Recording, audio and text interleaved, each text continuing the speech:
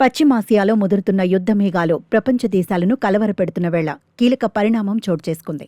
Iran అధ్యక్షుడు మసూద్ పెజిష్కియాన్తో భారత ప్రధానమంత్రి నరేంద్ర మోదీ ఫోన్లో మాట్లాడారు.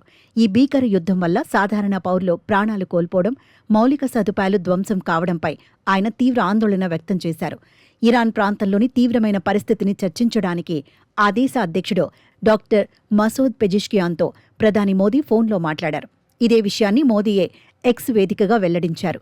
ప్రాంతీయ భద్రత, శాంతి స్థాపన కోసం భారత్ కట్టుబడి ఉందని, ఉద్రిక్తతలు తగ్గించి చర్చలు, దౌత్యం ద్వారా సమస్యలను పరిష్కరించుకోవాలని కోరినట్లు తెలిపారు. ఉద్రిక్తతలు పెరగడం, పౌరుల ప్రాణ నష్టం, పౌర మౌలిక సదుపాయాలకు నష్టం వాటిల్లడం పట్ల తీవ్ర ఆందోళన వ్యక్తం చేశారు.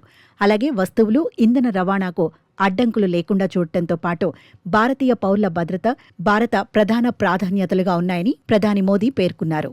కాగా ప్రపంచవ్యాప్తంగా సరఫరా అయ్యే చమురు, ఎల్ఎన్జీలో 5వ వంతు ప్రయాణించే హర్ముజ్ జలసంధి ప్రస్తుతం యుద్ధం వల్ల స్తంభించిపోయింది.